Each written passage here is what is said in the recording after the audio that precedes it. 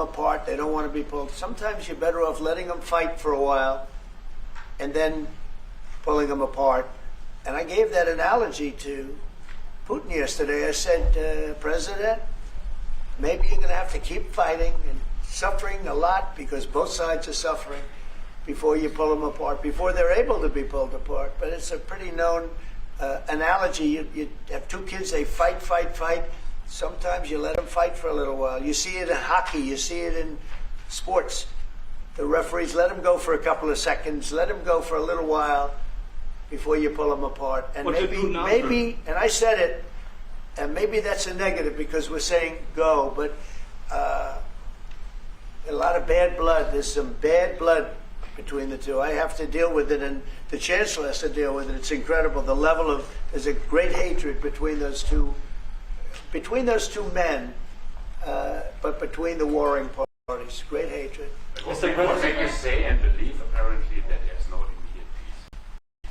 What? That there's no immediate peace. There will no. Well, I can't. I'd love to have immediate if I could. But why if I could, but we don't have immediate. You know, it's like I'd love to have that. I'd like it to start right now. We would leave a room if we knew the war could end. We'd say, forget about you guys. Forget about trade, right? Yeah. We'd say, let's go settle it. There's some additional fighting that's going to go on. You know, he attacked, and they attacked pretty harshly. They went deep into Russia, and he actually told me. I mean, I made it very clear. He said we have no choice but to attack based on that, and it's probably not going to be pretty. I don't like it. I said, don't do it. You shouldn't do it. You should stop it. But again, there's a lot of hatred. And, you know, I'm very proud of the fact that with India and Pakistan, I was able to stop that. And those are nuclear powers. And that was getting close to being out of hand. And I spoke to some very talented people on both sides, very good people on both sides. And I said, you know, we're dealing with you on trade, Pakistan and India right now. I said, we're not going to deal with you on trade if you're going to go shooting each other and whipping out nuclear weapons that maybe even affect us.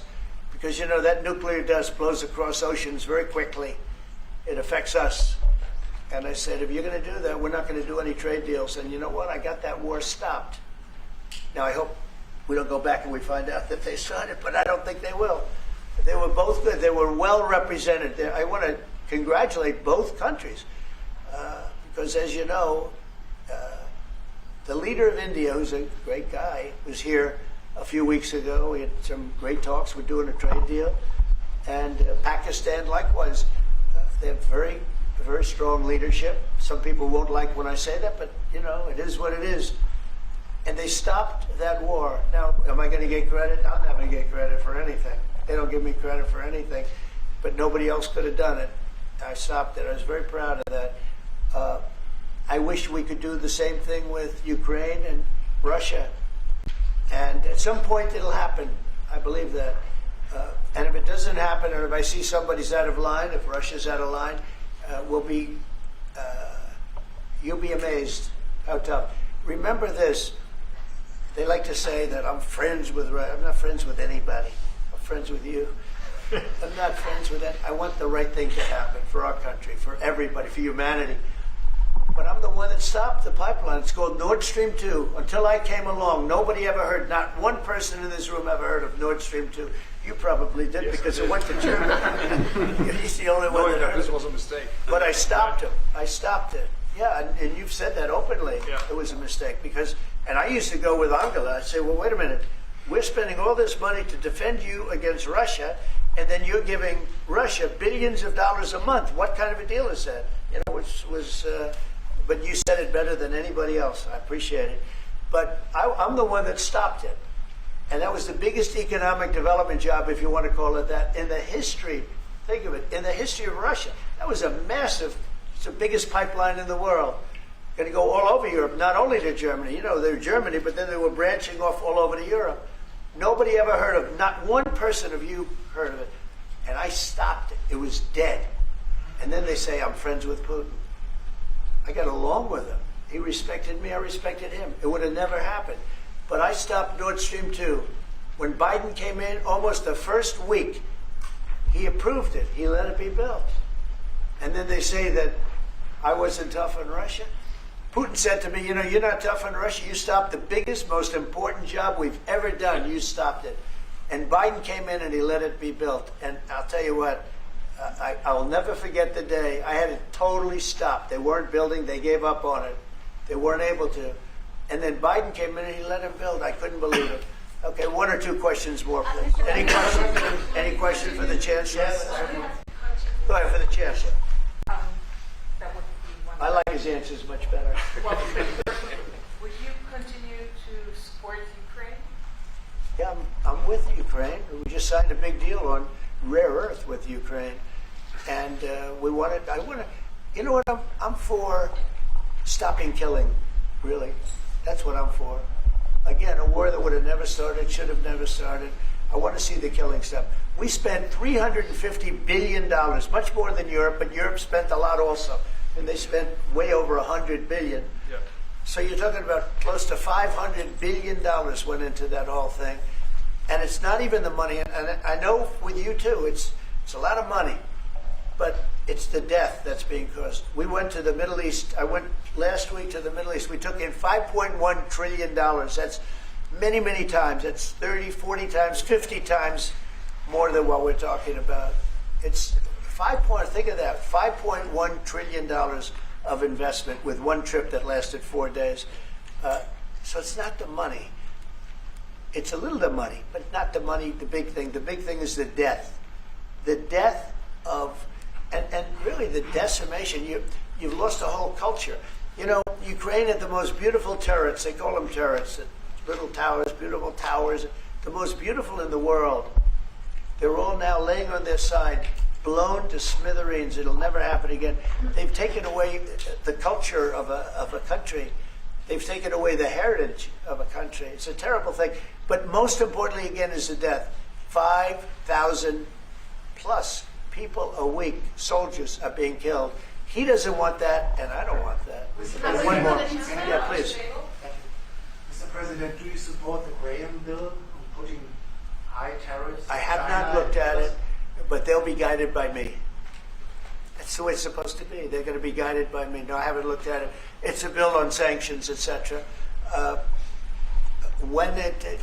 a very quick study. At the right time, I'll do what I want to do.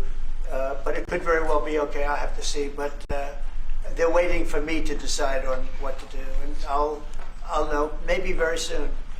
It's a harsh bill. Yeah, very harsh. How about one more on the autopen, Mr. President? We'll take one more on the autopen. Go ahead. I would like to have a question of Cassel as well. Because, do you agree with the analogy the President made on the war between Russia and Ukraine as being a fight between two kids? Is that how you view that as well?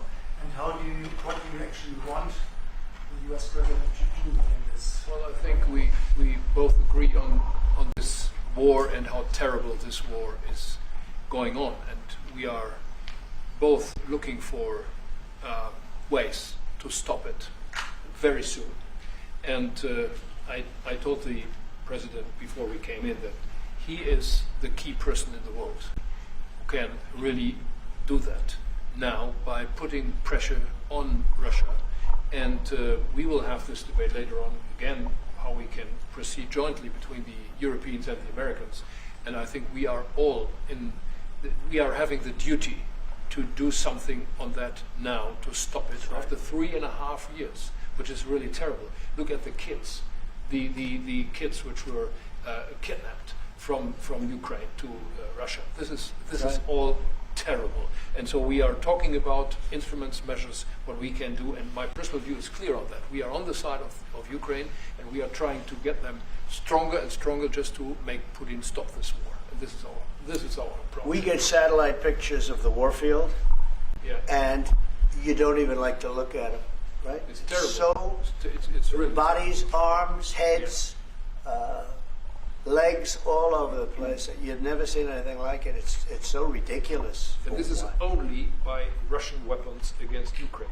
This had never happened with Ukraine weapons against Russia. Never. Ukraine is only targeting military targets, not civilians, not private, not energy infrastructure. So this is the difference, and that's the reason why we are trying to Right. do more on Russia, how to stop this war. Well, in this case, I'm talking about the battlefield, you know, the soldiers on soldiers. But you could also say that too with the cities. Yeah. You know, the cities are being hit also. So it's a terrible, terrible thing, right? One, somebody said autopen. Did I hear the word autopen? Yeah, I was just curious. Because I think it's the biggest scandal maybe in the last 100 years in this country.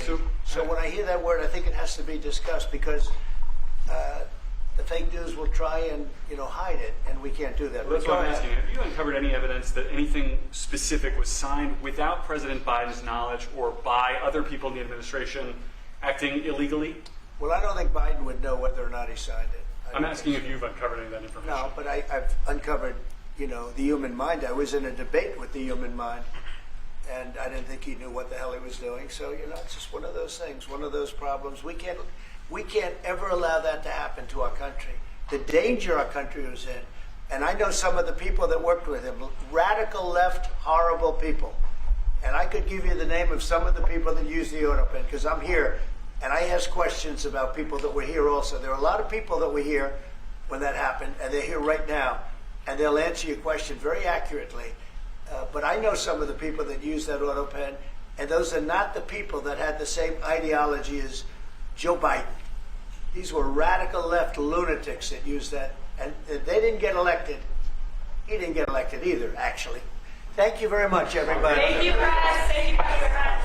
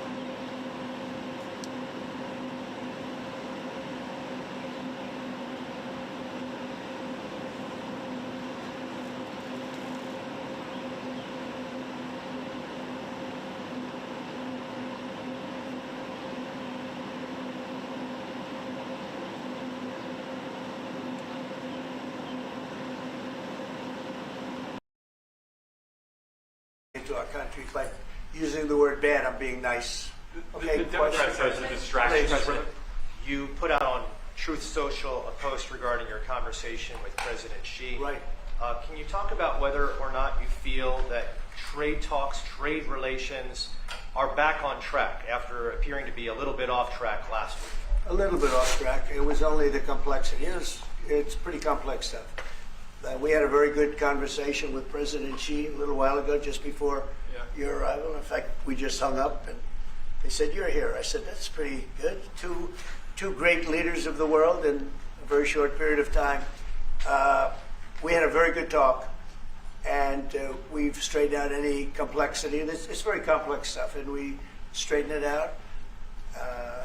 The agreement was we're going to have Scott and Howard and Jameson will be going and meeting with their top people and continue it forward. But no, I think we have everything. I think we're in very good shape with China and the trade deal. We have a deal with China, as you know, but we were straightening out some of the points, having to do mostly with rare earth, magnets, and some other things. So those reduced trade tariff rates, they remain in effect? Yeah, we have the deal. I mean, we've had a deal. We announced the deal, and we'll be. I guess you could say, I wouldn't even say finalizing it up, Scott. I would say we have a deal, and we're going to just make sure that everybody understands what the deal is.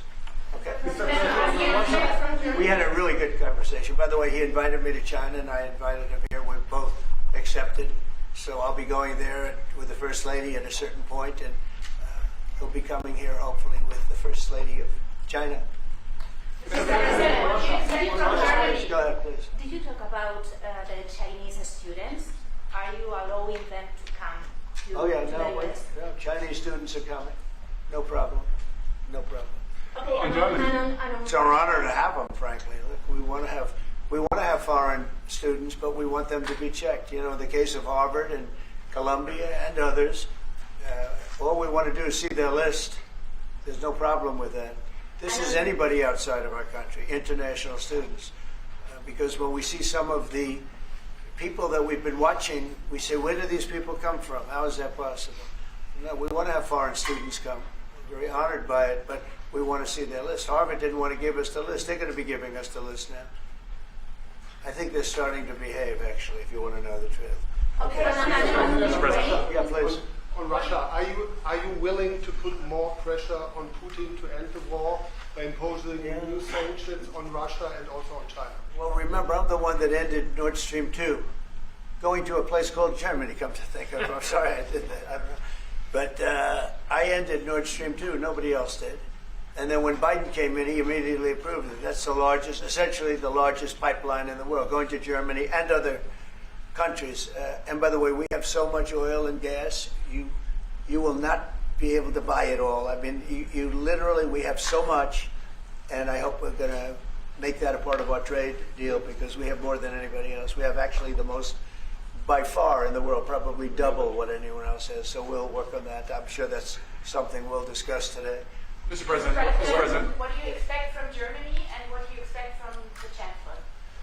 Well, first of all, I'm glad to meet because I've been dealing with the Chancellor, and he's a very good man to deal with. He's difficult, I would say. Can I say that? It's a positive. Go ahead. You wouldn't want me to say you're easy, right? No.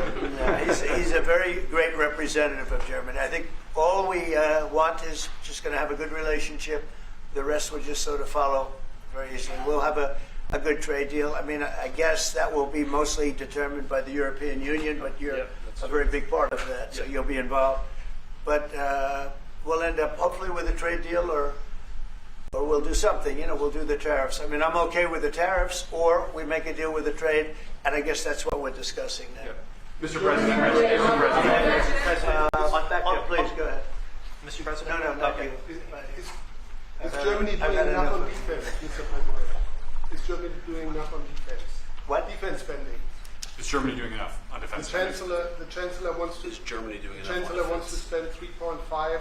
Well, I don't know. I mean, I haven't discussed it very much. I know that you're spending more money on defense now, and quite a bit more money. And that's a positive thing. I'm not sure that General MacArthur would have said it's positive. You know, he wouldn't like it, but I sort of think it's good. You understand what I mean by that? Absolutely, I right? understand. He made a statement, never let Germany rearm. And I said, I always think about that when he says, sir, we're spending more money on defense. I say, oh, is that a good thing or a bad thing? I think it's a good thing.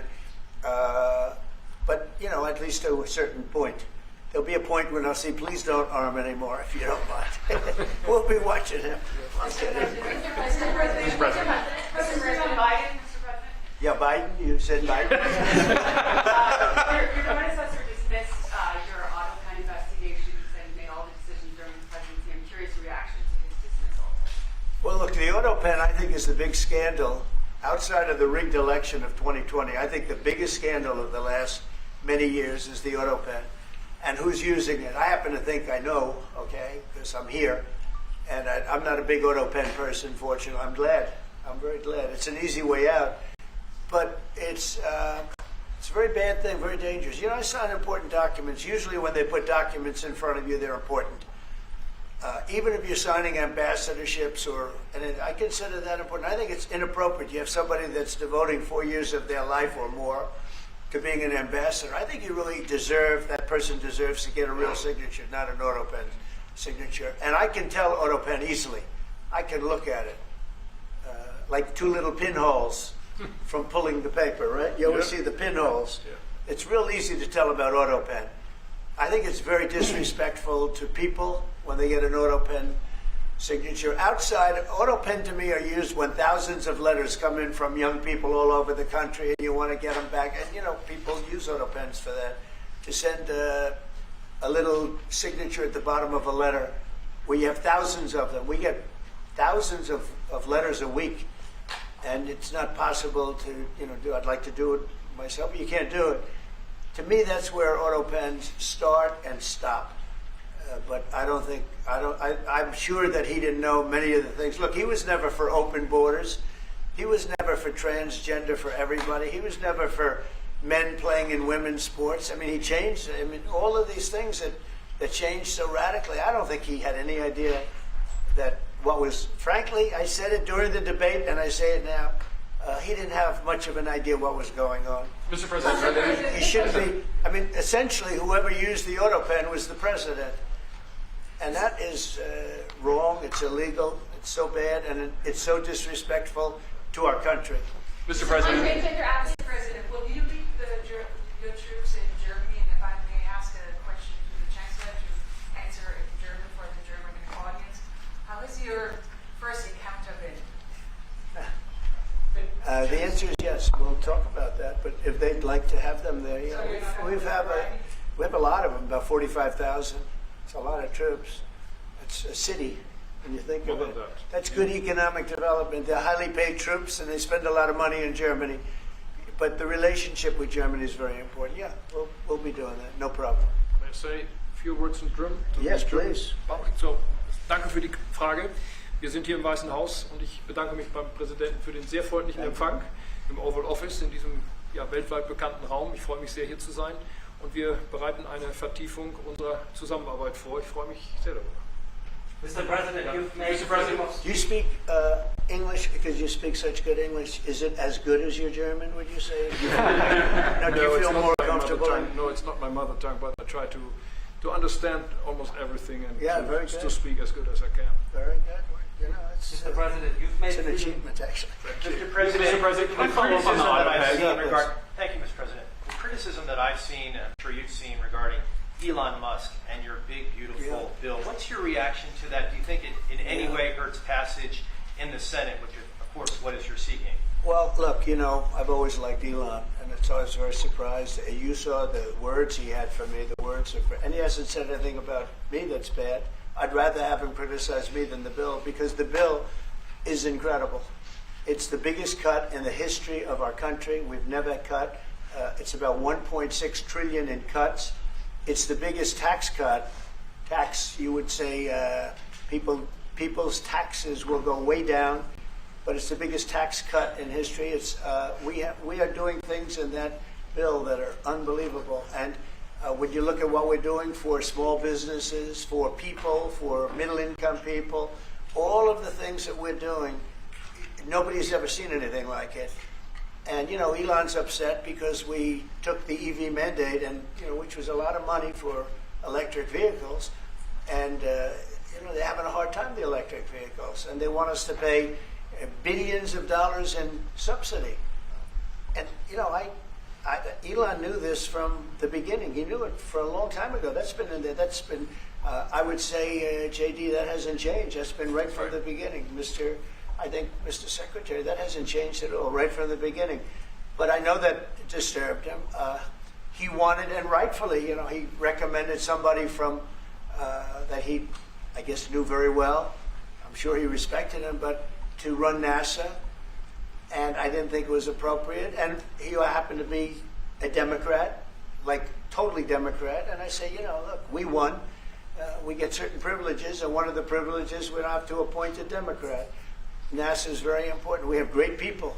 General Kane is going to be picking somebody with our. We'll be checking him out, seeing. But he wanted that person, a certain person, and we said no. And I can understand why he's upset. Remember, he was here for a long time. You saw a man who was very happy when he stood behind the Oval desk, and even with the black eye, I said, "Do you want a little makeup? We'll get you a little makeup." But he said, "No, I don't think so," which is interesting and very nice. He wants to be who he is, so you could make that statement too, I guess. Look, Elon and I had a great relationship. I don't know if we're well anymore. I was surprised because you were here. Everybody in this room practically was here as we had a wonderful send-off. He said wonderful things about me. You couldn't have nicer. Said the best thing. He's worn the hat. Trump was right about everything. And I am right about the great, big, beautiful bill. We call it a great, big, beautiful bill because that's what it is. And again, biggest tax cuts in history, biggest economic development moves anywhere. We've never done anything like it. Business is spurred. And I don't know if you've seen the numbers, but the numbers came out. Even the CBO, which is run by Democrats, said that we're going to be doing, I'd like you to discuss it, the 2.8 trillion, that CBO. This is a group of people that are Democrats. They're very hostile to us. They just came out with phenomenal numbers, what it does. You want to mention that, Scott? Yes, sir. So what we've seen is we keep hearing from the CBO that there's going to be a large deficit from the bill, which we disagree with, but using the CBO scoring, they came out and scored the tariff revenue. We think it'll be the minimum of 2.8 trillion over the 10-year window, which actually puts the bill in surplus if you include the tariff revenue, which they won't do. It gives you a tremendous surplus, but we're not allowed to use that. For some reason, they say scoring. Nobody knows what scoring means. Maybe a couple of people, but nobody. Somebody sits in the background. They say, well, we're not going to allow that. They're not allowing other things that we have that are tremendously profitable for our country. But if you saw the other day, CNBC, they came out with numbers, and the people on the show, very good people, I've watched them for a long time, they couldn't believe the numbers, how good they are. The numbers were incredible. And that was personal income and also very low inflation. We have very low inflation. We're down to 2% now, and maybe even lower than that. And when I took it over, it was a mess. Remember, we had the worst inflation probably in the history of our country. They say 48 years, but let's say I think it's worse than that. So we had the worst inflation in the history of our country under the Biden administration. Now we're down to a beautiful number, 2%. You'd actually like to keep it there. Better than zero is 2%.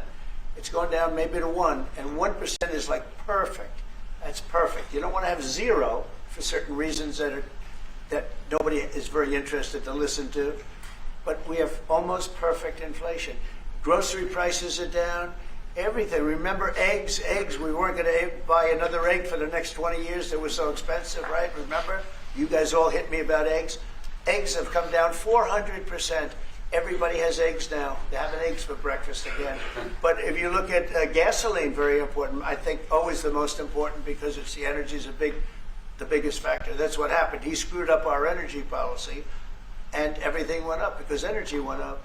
But now energy is way down, and they have states where you're at $1.98 a gallon for gasoline.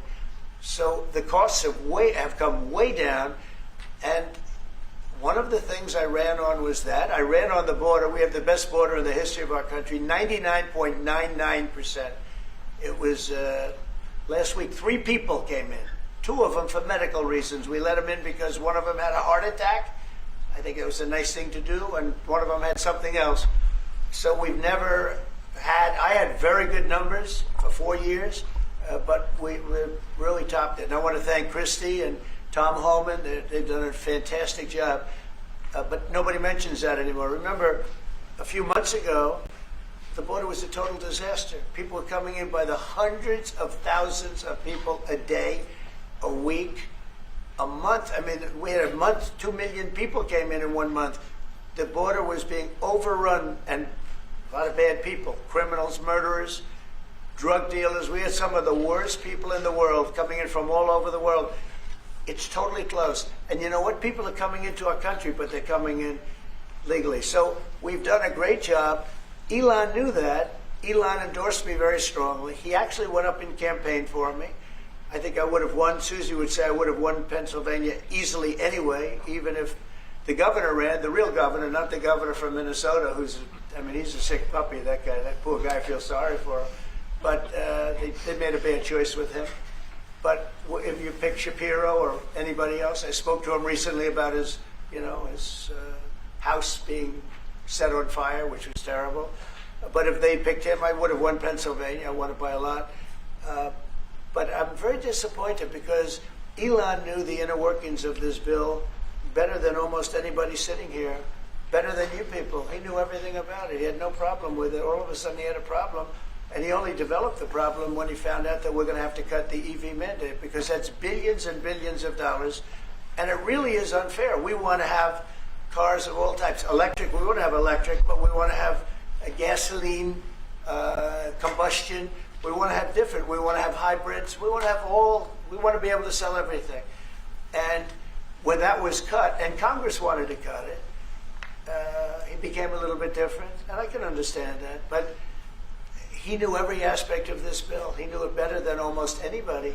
And he never had a problem until right after he left. And if you saw the statements he made about me, which I'm sure you can get very easily, it's very fresh on tape, he said the most beautiful things about me. And he hasn't said bad about me personally, but I'm sure that'll be next. But I'm very disappointed in Elon. I've helped Elon a lot. Mr. President, I just want to clarify, did he raise any of these concerns with you privately before he raised them publicly? And this is the guy you put in charge of cutting spending. Should people not take him seriously about spending now? Are you saying this is all sour grapes? No, he worked hard and he did a good job. And I'll be honest, I think he misses the place. I think he got out there and all of a sudden he wasn't in this beautiful Oval Office, and he's got nice offices too.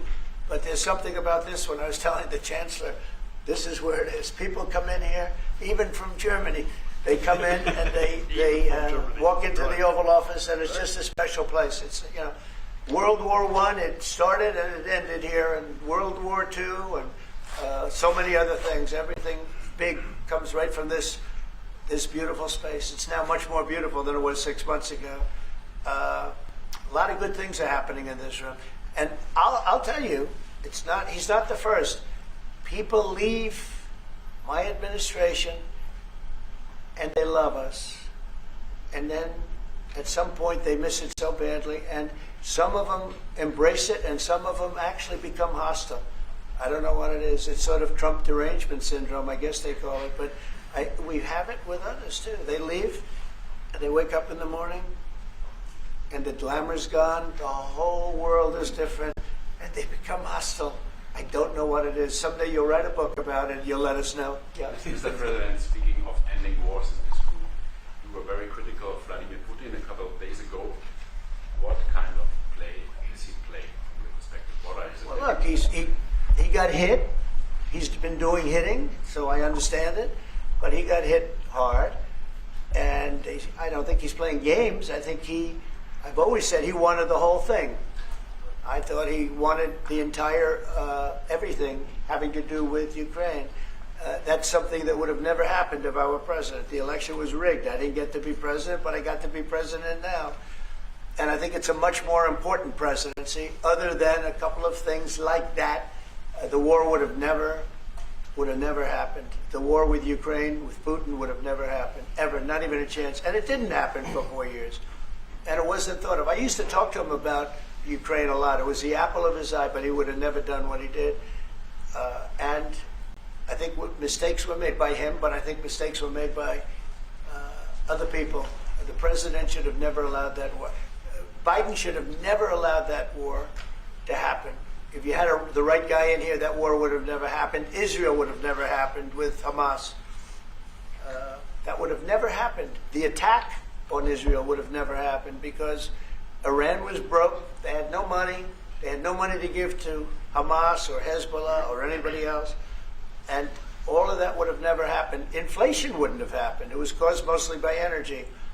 And the Biden administration messed up my great energy policy. We were down into the 190 a gallon, and it would have never happened. It was caused by energy and their bad spending on the Green New Scam and other things that they spent on.